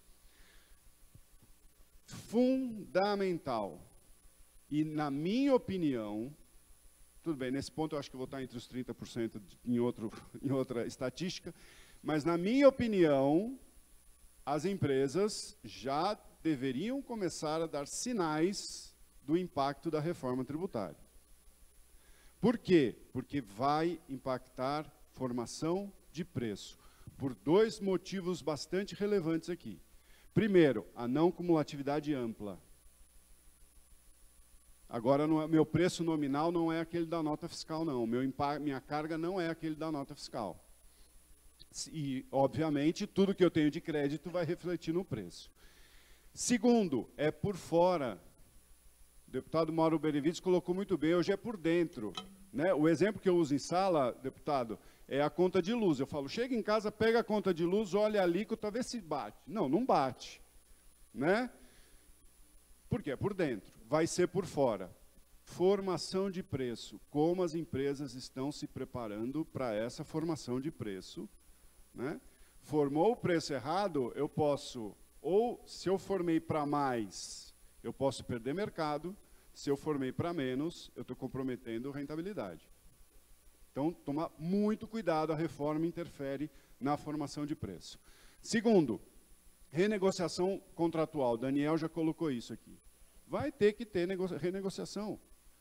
Contratos de longo prazo, seja com o poder público ou não, essa era uma grande demanda do setor de infraestrutura, acabamos de falar aqui um pouquinho antes. A grande demanda do setor de infraestrutura é como eu vou renegociar meus contratos. Tem uma licitação, por exemplo, de saneamento agora, de 30 anos, eu vou passar 5 no sistema atual e 25 entre transição e novo sistema. Como que eu faço isso? Né? Como é que eu vou renegociar? No privado, assinou um contrato agora com mais de 3 anos, coloque uma cláusula de renegociação. Não tem, e aí, analistas, como que as empresas estão conduzindo isso? Né? Reestruturação dos negócios. Eu posso ter verticalizado a minha operação por causa da acumulatividade. Então, era melhor que eu fizesse tudo. Com a reforma, talvez eu não precise fazer tudo isso, eu posso terceirizar. Para mim, e aí o Daniel colocou muito bem, é a neutralidade. Pouco importa, o tributo não vai determinar. Não é exatamente assim, sempre tem um resquício, mas, no geral, o tributo não vai ser o predominante para eu escolher meu modelo de negócio. Eu vou poder buscar eficiência. Então, como que eu vou, como que as empresas estão pensando isso? Vai continuar verticalizado? Né? Eu conheço uma indústria têxtil que ela compra o algodão. Ela compra o algodão, faz o fio, faz o tecido, tinge o tecido, põe a estampa que ela quer, corta, costura e vende. Precisa, será, disso tudo? Hoje ela entendeu que é preciso fazer isso. Talvez com a reforma não precise. E o último ponto, estou acabando, o último ponto é sistema de informação. O famoso ERP das empresas. O Daniel colocou também muito bem, o deputado também falou, na questão assim, eu gosto de usar o exemplo, que não sou só eu que uso, mas quem aqui faz a própria declaração do imposto de renda, conhece a declaração pré-preenchida. Eu imagino que a ideia seja chegar em algo até melhor do que a declaração pré-preenchida nesse sistema. E isso vai demandar um sistema também das empresas para conversar. Então vai ser um grande SPED, né, um super SPED, Sistema Público de Escrituração Digital, um super SPED para a reforma tributária. Eu quero terminar com 2 pontinhos muito rápidos, um econômico e um político. Risco econômico. O Daniel colocou, é transação entre empresas, B2B, né? Uma empresa vendendo para outra, a carga vai... eu, por exemplo, no meu escritório de advocacia, a hora que eu emitir a nota, o meu imposto vai para a empresa vai tomar esse crédito. Isso é bom durante a cadeia. Meu receio, que tenha um repique inflacionário na última ponta da cadeia. Meu receio, não estou dizendo que vai ter, mas o meu receio é, quando bater no consumidor final, como é que isso vai aparecer. E o segundo risco, que eu vejo, o risco político. Nós vamos passar por 3 presidentes da República durante o prazo de transição, 3 presidentes da República, 3 formações do Senado, 3 formações da Câmara, 3 governadores de Estado, 3 deputados estaduais e eu acho que 3 prefeitos também. Né? Se não, o deputado, não, ele vai, mas aquele vai ser reeleito, mas enfim. Mas temos a oportunidade de mudar o Congresso Nacional 3 vezes e mudar os executivos 3 vezes e o municipal também, se bem que o municipal, eu não sei se aqui tem tanta importância nesse, claro que tem importância, eu não sei se nesse assunto especificamente tem por causa, talvez, do IBS. Então, eu vejo um pouco o risco político. Qual é a chance de, em 2033, quando a gente virar a chave de vez, a gente estará aplicando a lei que está sendo aprovada agora na Câmara e no Senado, né? Então, eu chamo só a atenção para esses 2 pontos. Desculpa, acho que eu passei 1 minuto do meu tempo, mas foi um prazer estar aqui com vocês. Obrigado, Edson. Eu queria aproveitar até para agradecer a presença aqui do deputado Luiz Carlos Rauli, que foi, inclusive, mencionado aqui para o deputado Mauro Benevides.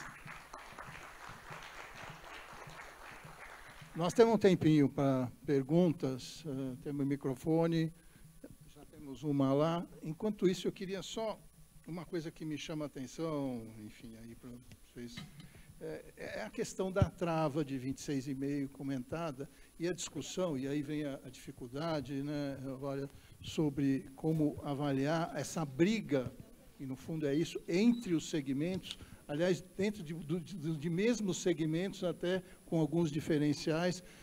E aí a pergunta é, será que essa trava e essa discussão não vai travar o projeto? Eu acho que a trava foi muito bem-vinda, tá, Haroldo?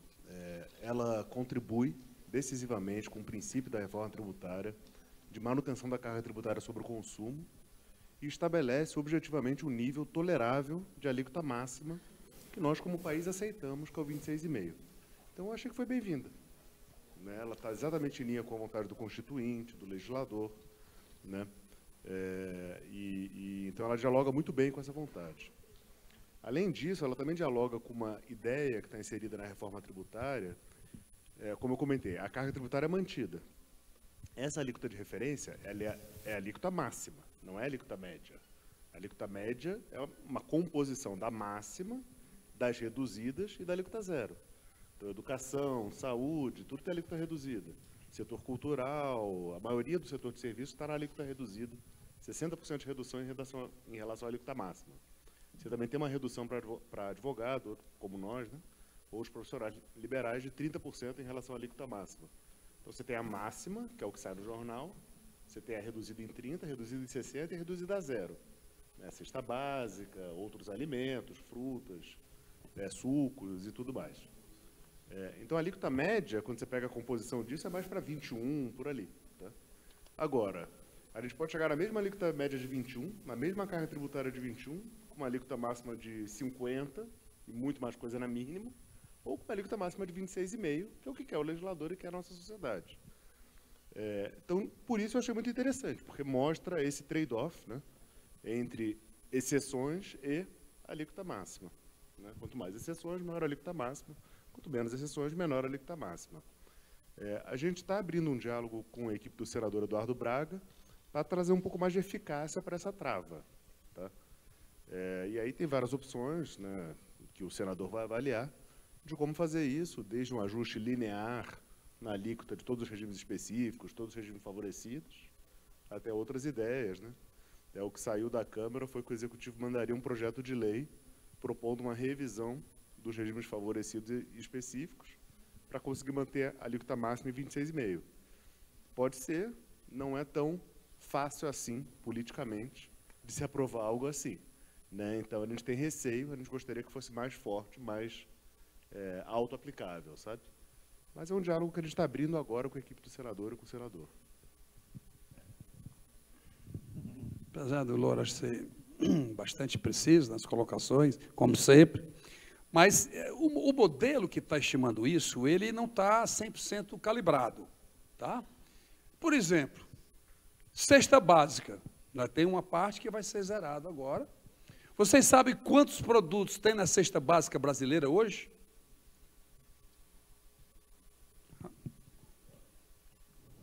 Vou perguntar aqui, 1 ponto para a prova aqui, valendo? O senhor sabe quantos produtos existem na cesta básica brasileira hoje? 45. Mais ou menos.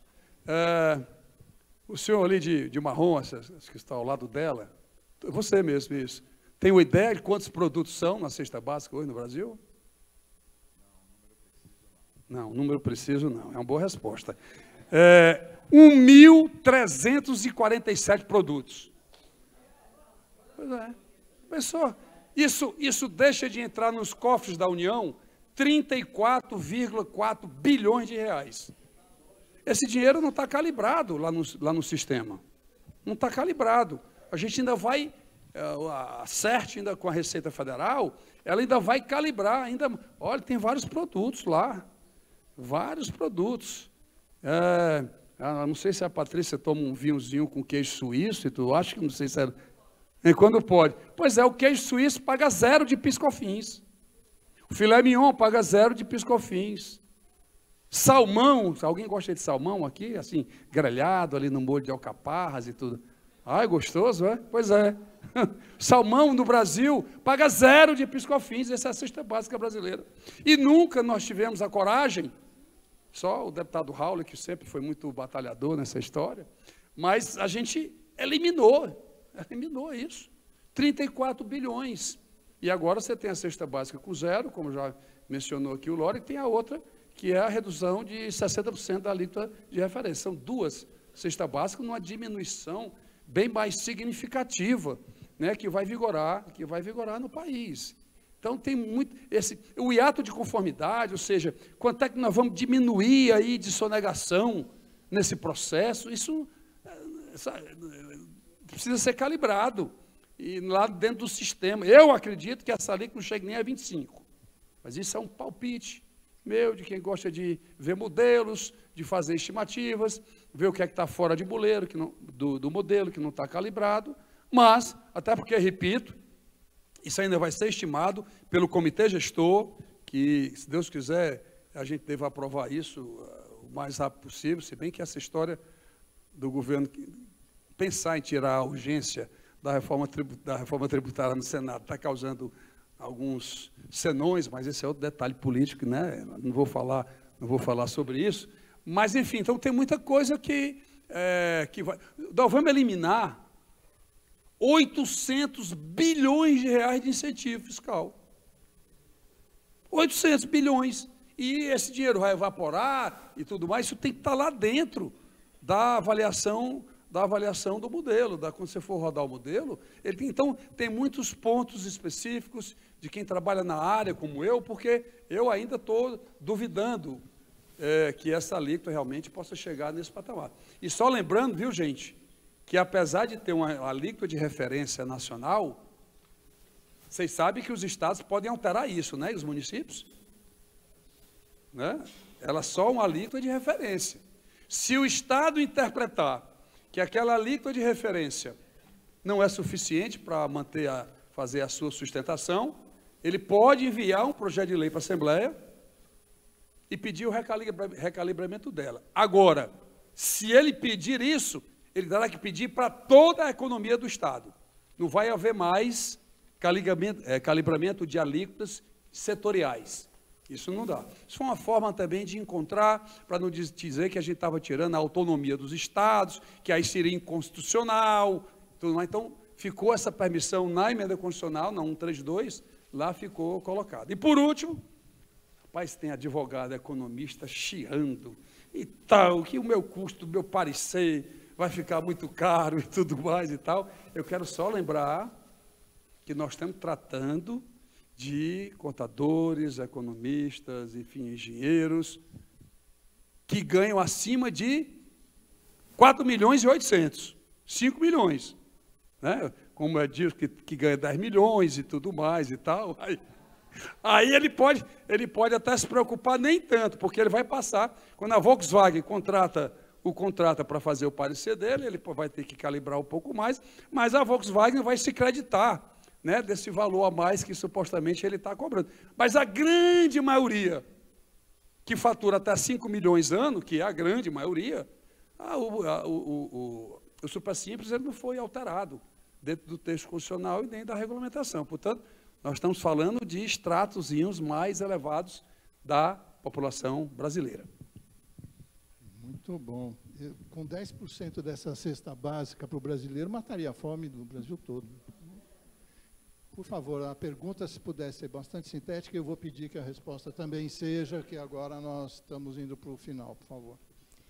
Boa Se tarde. identificar também. Eu sou Ana do Postales e, apesar de acreditar que a reforma realmente simplifica e traz transparência para a carga tributária, eu queria saber, a gente está falando aqui de entidade fechada de previdência complementar, recentemente a Previc instituiu a Comissão Nacional de Atuária. E eu gostaria de saber como é que a reforma tem utilizado os cálculos atuariais e se há alguma previsão de se instituir uma comissão atuarial nessa reta final da reforma. Como que tem sido enxergado esses cálculos e a necessidade de se visualizar, por cálculos, a mitigação de riscos. Patrícia. Não, mas acho que querem te ouvir também.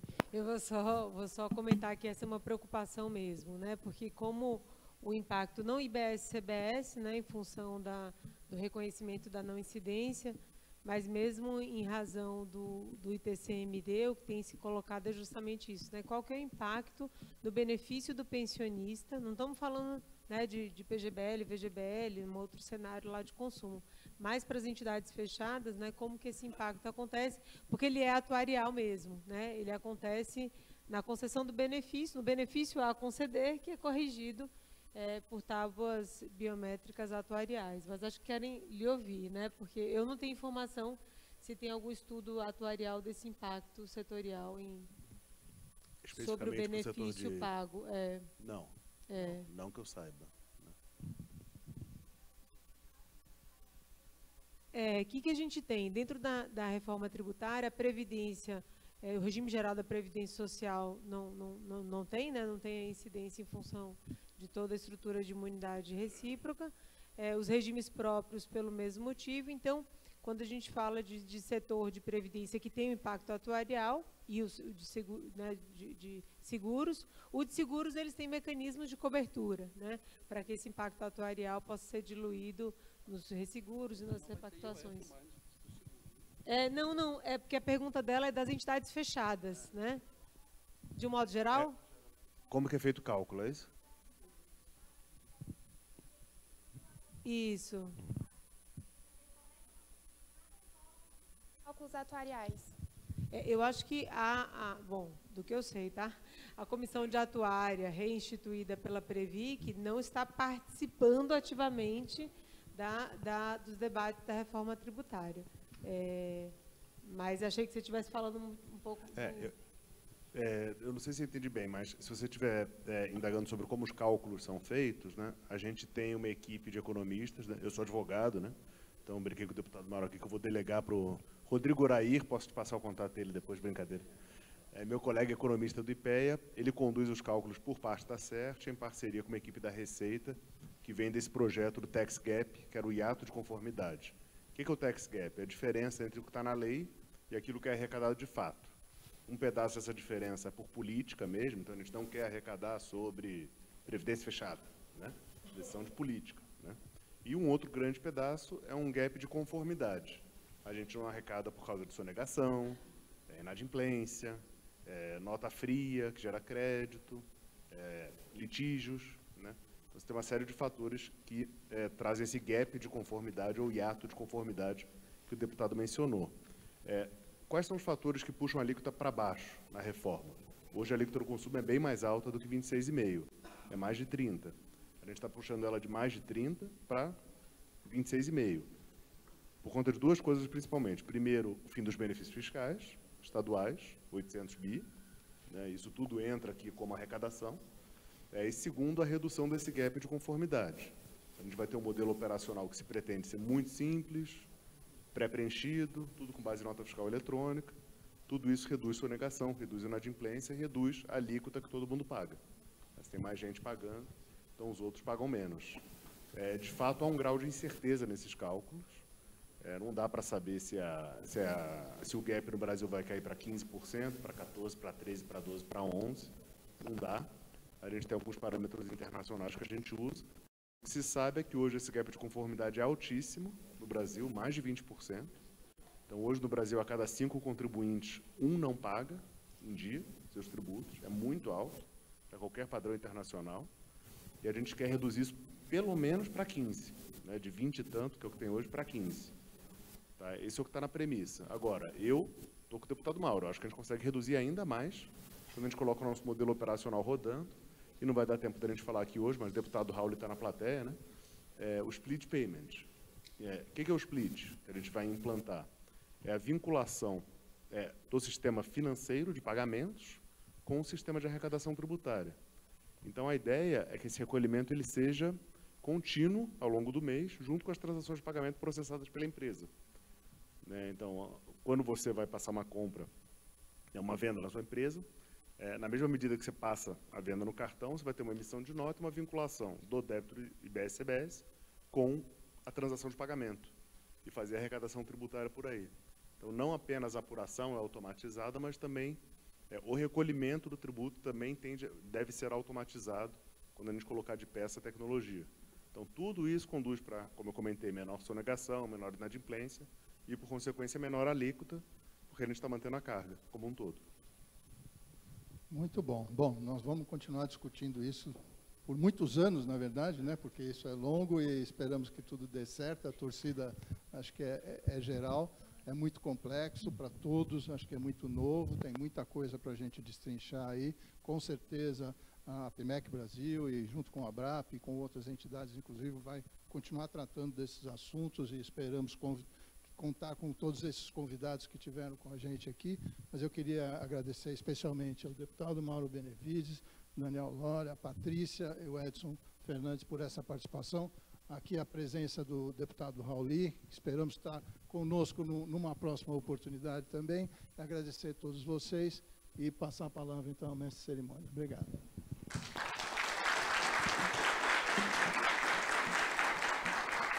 Nós agradecemos a todos por este painel e, neste momento, nós convidamos o senhor Alexandre Guimarães, membro do Conselho de Administração da APIMEC Brasil e também um dos organizadores do seminário em loco, porque ele é aqui de Brasília, para fazer a entrega do livro ABAMEC APIMEC 50 anos aos integrantes do nosso painel.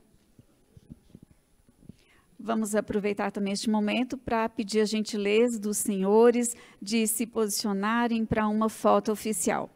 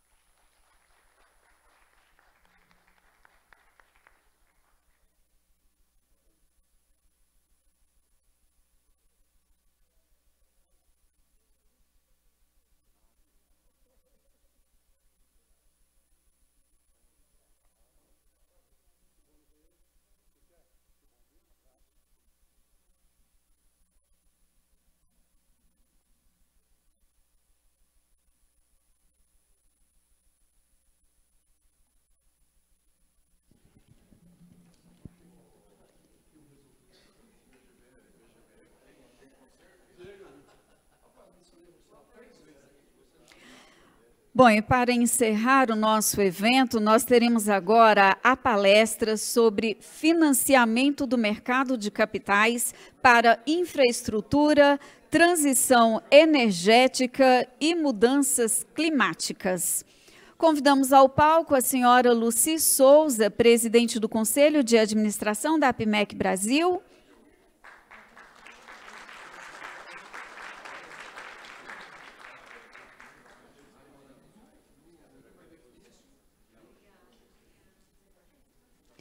E convidamos para subir ao nosso palco a nossa palestrante, a senhora Luciana Costa, diretora de Infraestrutura, Transição Energética e Mudança Climática do BNDES, Banco Nacional de Desenvolvimento Econômico e Social.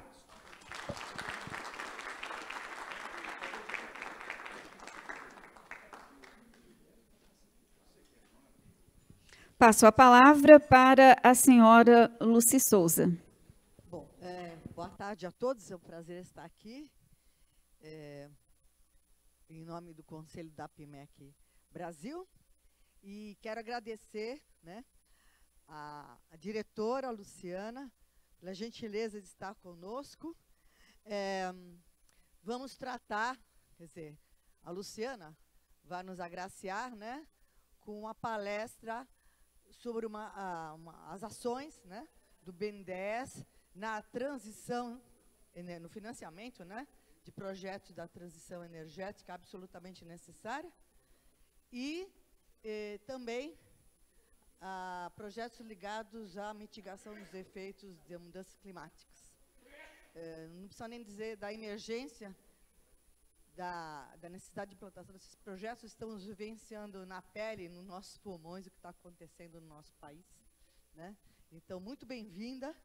Luciana, a palavra é com você. Boa tarde a todos e todas.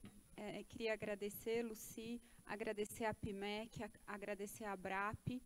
E eu acho, na verdade, eu vou conversar sobre um tema que eu não sei o quanto foi discutido isso ao longo do dia, que é a transição energética, a transição climática e todo o gap de infraestrutura que o Brasil traz neste momento em que nós entramos na transição.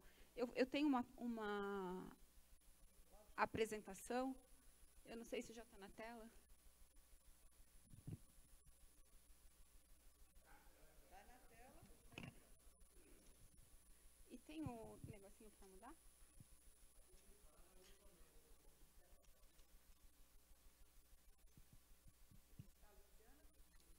Obrigada. Tá bom. Obrigada. O que eu vou começar a minha apresentação contextualizando onde que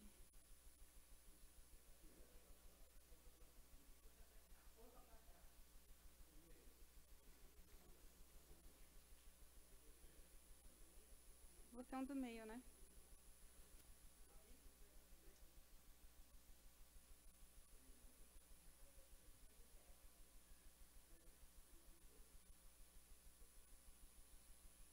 Posso falar também. Pode mudar. Tá.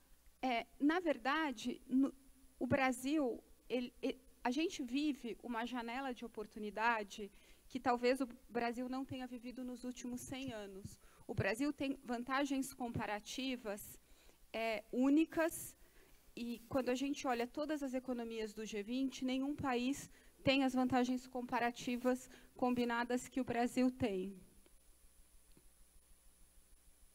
Pode mudar?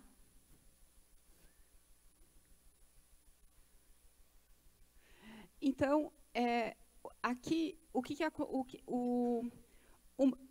a transição energética, ela é uma realidade, é um caminho sem volta, a temperatura da Terra está aquecendo e hoje, quando a gente olha todos os países do globo, grande parte do PIB global aderiu ao Acordo de Paris.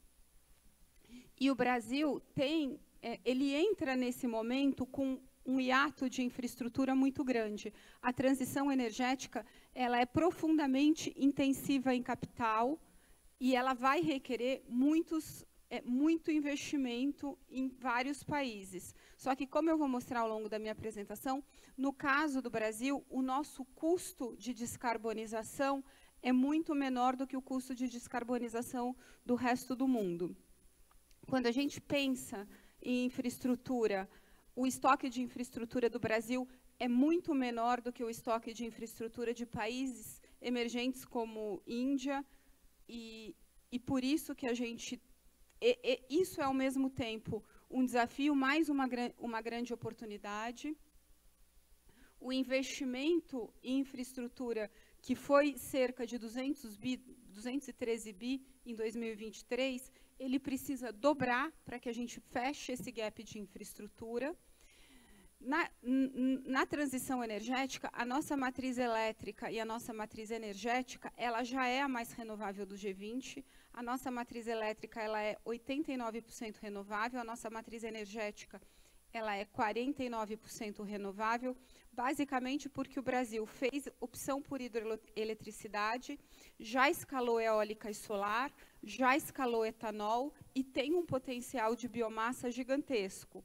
Além de tudo, o Brasil tem um sistema elétrico integrado. Então, é um país que é capaz, é um país de dimensões continentais, com uma população também, uma das maiores populações do mundo, mas, ao mesmo tempo, ele é capaz de entregar energia renovável em qualquer lugar do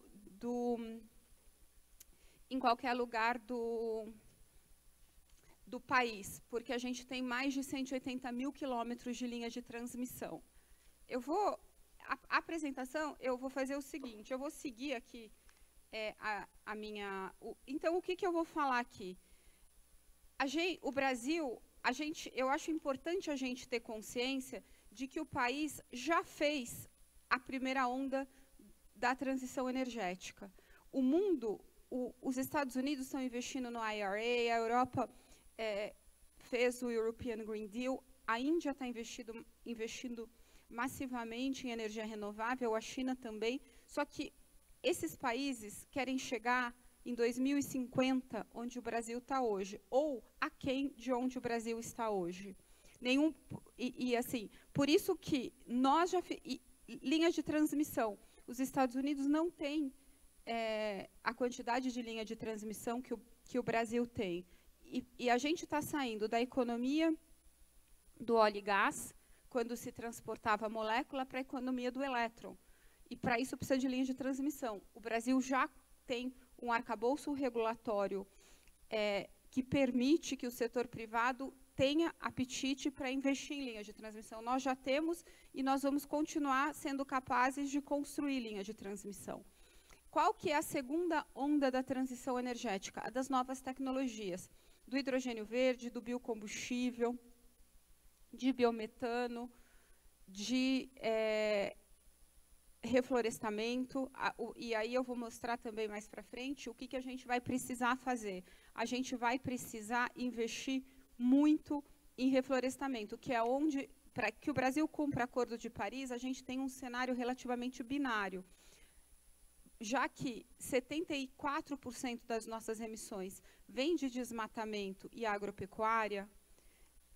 Se a gente não atacar o desmatamento, e 50% das nossas emissões vem de desmatamento, a gente não cumpre o Acordo de Paris. Claro que a gente tem que continuar descarbonizando processos industriais e descarbonizando a nossa matriz energética, descarbonizando o transporte de longa distância, eletrificando frota de ônibus ou substituindo os ônibus a diesel por ônibus híbridos, mas se a gente não combater o desmatamento, isso não vai ser suficiente para que a gente cumpra o Acordo de Paris. E o Brasil tem outra vantagem. O Brasil tem um dos maiores bancos de fomento do mundo. O BNDES é o maior banco de infraestrutura da América Latina. A Bloomberg NEF fez um ranking e o BNDES é o maior financiador de energia renovável do mundo. Todos os outros grandes financiadores de energia renovável são bancos internacionais. Então, essa matriz energética e essa matriz elétrica que o Brasil tem, ela só foi possível ser construída com financiamento do BNDES. Então, resumindo as nossas vantagens comparativas, aquelas 5 vantagens comparativas que o Brasil tem e que nenhuma outra grande economia tem as 5 vantagens comparativas combinadas. Nós temos estabilidade geopolítica, diálogo com o sul global e com o norte global. O Brasil dialoga com os Estados Unidos, dialoga com a Europa e dialoga com o sul global. Tem relação diplomática com todos os países da ONU. Está há 150 anos sem fazer guerras com o vizinho. 5º e 7º maior território e população do mundo. Então, essa estabilidade geopolítica que o Brasil tem no momento em que o mundo em que o contexto geopolítico mundial mudou drasticamente com muitas guerras, faz diferença para que a gente se torne solução de descarbonização para o resto do mundo. Nós temos recursos abundantes e a gente tem segurança alimentar. A gente tem a maior floresta tropical do mundo, a maior biodiversidade do mundo, nós temos 13% da água doce do mundo. O Brasil é o maior exportador líquido de alimentos do mundo. A gente garante também a segurança alimentar do resto do mundo. Nós somos uma potência de biocombustível e biomassa. Nós somos o primeiro consumidor de biocombustível do mundo, o segundo maior produtor de etanol do mundo, o quarto maior produtor de biodiesel. E 90% da frota de veículos leves do Brasil roda com biocombustível, roda com etanol. E quando a gente olha a vida útil, pode ser, é o próximo. É o próximo slide. Quando a gente olha a vida útil quando a gente olha a vida útil do carro, um veículo que roda biocombustível no Brasil emite 30% menos gases do efeito estufa do que um veículo 100% a bateria na Europa. Então, a gente está muito adiantado. Aí, sobre a nossa matriz energética limpa, como eu já disse, a gente produz, o custo de megawatt-hora no Brasil é de menos de $30 por megawatt-hora de energia renovável. No resto do mundo, é na média, $50. A gente possui essas matrizes energéticas e elétricas 89 e 49% renovável, e a gente possui o sistema interligado com hidrelétrica. A hidrelétrica, ela é capaz de prover uma energia mais firme e ela funciona como uma grande bateria do sistema. E em termos de reservas de minerais, o Brasil também possui reservas estratégicas de minerais críticos, que são reservas estratégicas para a transição energética. É um mundo que deixa de ser um mundo intensivo em carbono, mas passa a ser um mundo intensivo em materiais. E vai precisar muito de mineração. E aí, a gente tem um forte apoio governamental. Esse governo identificou que existe essa janela de oportunidade para o Brasil. O Brasil é essa potência energética renovável. Obviamente, com essa energia renovável abundante e muito competitiva, é um país que pode se reindustrializar em bases verdes. Nós podemos... O conteúdo de carbono de produtos manufaturados no Brasil é muito menor do que na maioria dos países do mundo. Na verdade, 50% das emissões globais são feitas por Europa, Estados Unidos, China e Índia. Então, todas as vezes que eu estou fora do Brasil, vem o comentário de que os mercados emergentes possuem matrizes mais sujas, não estão descarbonizando e, portanto, os produtos industrializados produzidos em mercados emergentes são mais intensivos em carbono. Isso não é uma verdade. Eles colocam o Brasil na mesma cesta da Índia e da China, porque, de fato, os produtos produzidos na China e os manufaturados indianos são muito mais intensivos em carbono. Os nossos produtos são menos intensivos em carbono do que os produtos manufaturados na Europa, Estados Unidos, em qualquer lugar do mundo. Então, assim, isso é bom a gente ter em mente, até para que a gente se defenda quando esse tipo de comentário surgir. E o que o governo está fazendo? O governo lançou o plano de transformação ecológica, o plano de transformação ecológica vai lançar o plano clima. O Ministério de Minas e Energia está trabalhando no plano de transição energética. Nós temos a NIB, a Nova Indústria Brasil, que está alicerçada também na transição energética. Então, existem várias ações coordenadas no governo para que a gente construa políticas públicas posicionando o Brasil nesse novo cenário. E, do lado do BNDES, nós somos transversais a todos os ministérios. Acho que pode passar.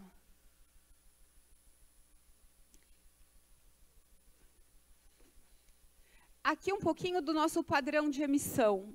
O nosso carbono, 50% vem de desmatamento e uso da terra, 24% da agropecuária.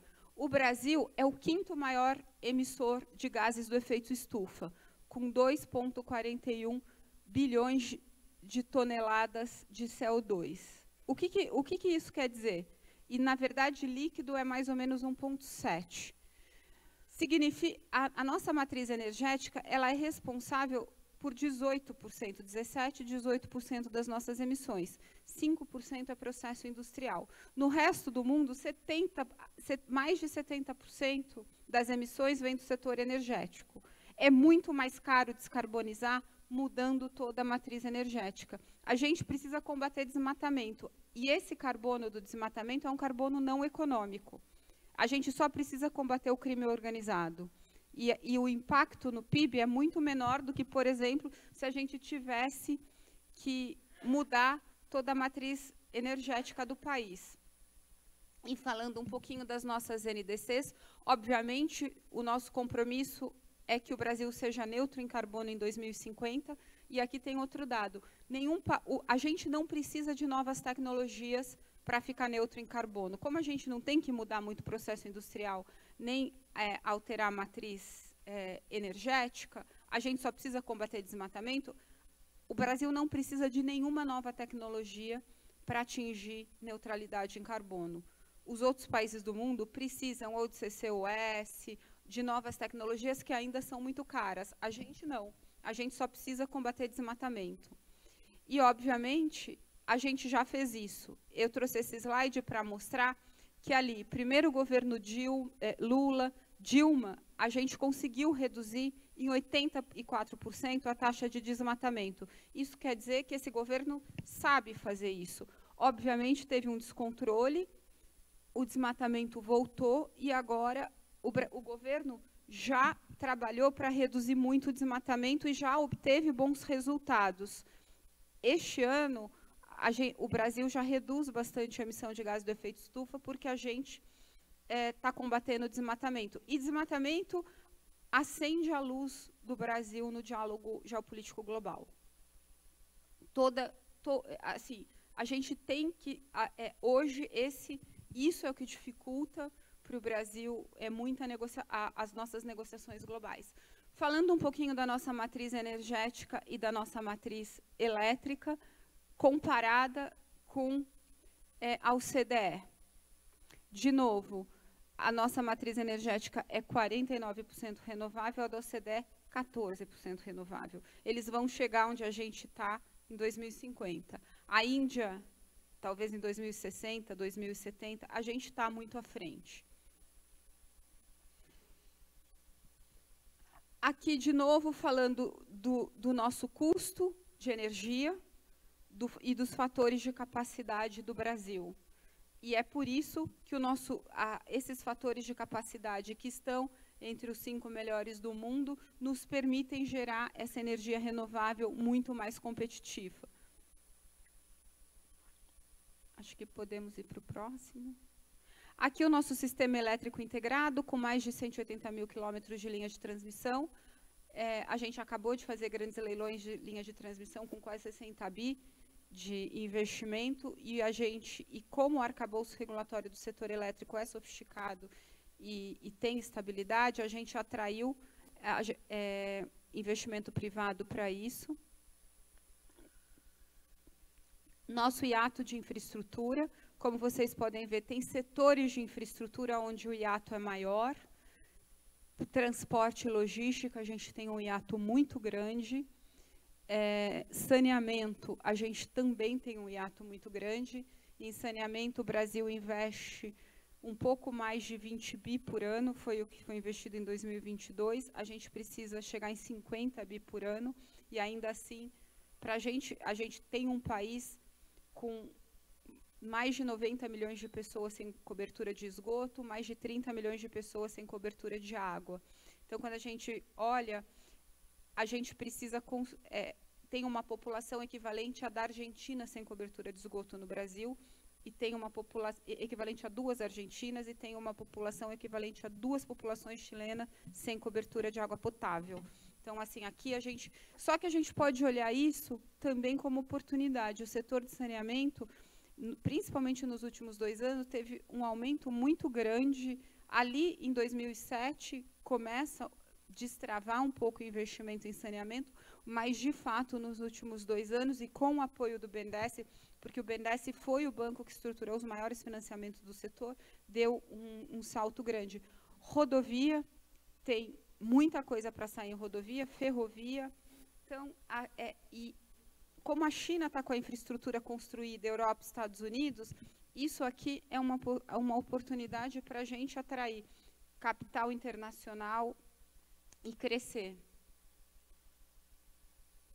Aqui um pouquinho o que acontece. Esse slide eu coloco para a gente mostrar o que acontece quando o BNDES se retira. O BNDES estava muito retraído de 2015 a 2022. Então, o BNDES se retirou e o mercado de capitais sozinho não cobriu o gap que o BNDES deixou. O que a gente percebeu? Projetos estruturados pelo BNDES têm um selo de qualidade e o BNDES pode ser complementar ao mercado de capitais. O ano passado, com a crise de Light e Americanas, o mercado de capitais fechou. O BNDES entrou ancorando grandes operações de debêntures incentivadas no setor de infra e a gente ajudou o mercado a voltar. Ajudou o mercado a voltar mais rápido. O mercado percebeu, se eu ficar retraído, o BNDES vai fazer. E aí a gente deu segurança para que os investidores voltassem. E aí o papel do BNDES no financiamento climático. É um banco 100% do governo, é o maior banco nacional de desenvolvimento da América Latina e um dos maiores bancos de desenvolvimento do mundo. Eu não sei se as pessoas aqui sabem, mas o BNDES é mais do que o dobro do BID. Então, a gente é muito maior e tem muito mais conhecimento setorial local do que qualquer banco multilateral que atua no Brasil. O BNDES tem ele tem uma capacidade grande de estruturar leilões de PPP, concessão, e depois de financiar. Obviamente, é um banco que é super importante para a política industrial e para a construção da infraestrutura do país, e o nosso rating é capped pelo rating soberano. Aqui, grandes números do BNDES, e eu quero chamar atenção para o nosso índice de Basileia. E significa que a gente pode alavancar muito o balanço. Acho que eu tenho 1 minuto só. Pode passar o próximo. Grandes números do BNDES, pode passar o próximo. A gente financiou mais de 1 trilhão nos últimos 20 anos. Aqui, dos 113 gigas que foram adicionados na matriz, 78 foram financiados pelo BNDES desde 2000. Pode ir para o próximo. Outros grandes números do BNDES. Pode ir. Aqui, o BNDES é o maior banco de energia, financiador de energia renovável do mundo. Esse é um ranking da Bloomberg. Os projetos do BNDES são altamente premiados fora do Brasil. É o banco que mais recebe prêmio de estruturação em infraestrutura e energia. Inclusive, eu quero chamar atenção para um dos prêmios que a gente recebeu ano passado, que eu não sei se está lá, que é o primeiro prêmio. O BNDES foi o Bond Arranger of the Year da América Latina. O BNDES passou a coordenar operações de debêntures incentivadas em infraestrutura e, rapidamente, a gente ganhou esse prêmio do Infrastructure Journal. Era um prêmio que era da Goldman Sachs. Então, isso mostra a nossa capacidade de estruturação. Pode ir. E aí, eu queria, para terminar, eu não sei, não vai dar tempo de eu chegar no final da apresentação, porque o tempo está esgotado, mas eu só queria citar o Fundo Clima. O BNDES, o Fundo Clima, ele foi lançado em 2009, na COP da Dinamarca, e hoje a gente reestruturou o Fundo Clima e o Tesouro emitiu um bonde soberano e repassa esse recurso com o custo em dólar, eles assumem o risco cambial, e como esse bond paga 6,15, eles nos repassam esse dinheiro a 6,15. E, obviamente, tem todo um framework onde a gente aplica esse dinheiro em projetos de descarbonização. Esse é um instrumento super inteligente, porque o Brasil tem mais de 350 bi de reserva cambial, então o Tesouro tem condições de gerenciar esse risco cambial. E a gente tem condições de ter um instrumento potente para financiar a transição climática.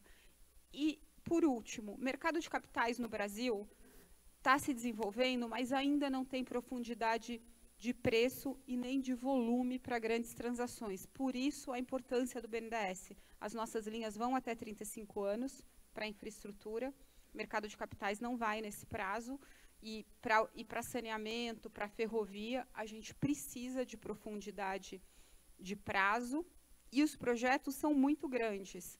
E eventualmente, só que a gente não tem balanço para tudo. Então, o mercado de capitais e bancos privados são muito bem-vindos para trabalhar junto com o BNDES. O BNDES, então, é o maior financiador de infraestrutura da história do Brasil e vai continuar sendo um banco muito potente para que o mercado de capitais se desenvolva mais rápido. Acho que pode passar, acho que é isso. Acabou, estou com o tempo esgotado, desculpa.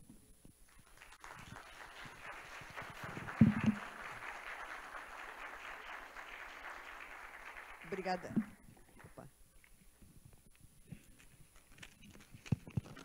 Obrigada, Luciana. Realmente, a gente precisaria até de mais tempo para discutir tanta coisa que você apresentou e principalmente discutir os projetos ligados à mudança climática, se vocês não estão até revendo, dada a emergência que está se apresentando, aparentemente, não é uma coisa conjuntural, né, uma estrutural, né, uma aceleração das mudanças climáticas. Bom, mas eu agradeço muitíssimo a sua presença aqui. Nós temos um livro para te entregar. Obrigada. Enquanto a senhora Lucy faz a entrega do livro, ABAMEC e APIMEC, 50 anos a nossa palestrante, gostaríamos de informar aos senhores participantes que as apresentações dos palestrantes elas serão disponibilizadas posteriormente. Mais uma vez, nós queremos também agradecer aos patrocinadores, apoiadores e ao senhor Alexandre, do Conselho de Administração da APIMEC Brasil. E, na sequência, a senhora Lucy Souza fará o encerramento deste seminário. Muito obrigada.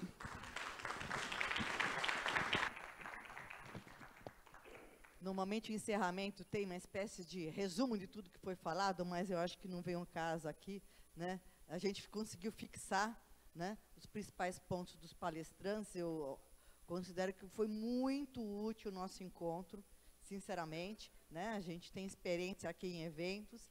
Quero agradecer novamente ao Alexandre, aqui que foi citado, que foi o estruturador do evento. Agradecer aos nossos patrocinadores, né, Montano Investimento, Planner, Bocaina, o apoio institucional da BRAP, do BRB, na casa onde estamos, né, esse maravilhoso auditório, e os demais entidades apoiadoras. Inclusive, quero registrar a MEC, né, que também esteve aqui presente na figura de seu presidente executivo, Fábio, e Devanir da BRAP, que não pôde estar conosco, mas foi muito importante, não é, Alexandre? Muitíssimo importante no trabalho em conjunto, né, a APIMEC Brasil e a BRAP. E, para encerrar, já estamos organizando o próximo, tá? Ficou combinado que o ano que vem teremos a segunda edição, certo? Então, é isso aí. Boa noite para todos, boa viagem para quem vai partir hoje mesmo. E para quem fica em Brasília, os moradores, os locais, obrigada pela acolhida nessa maravilhosa cidade.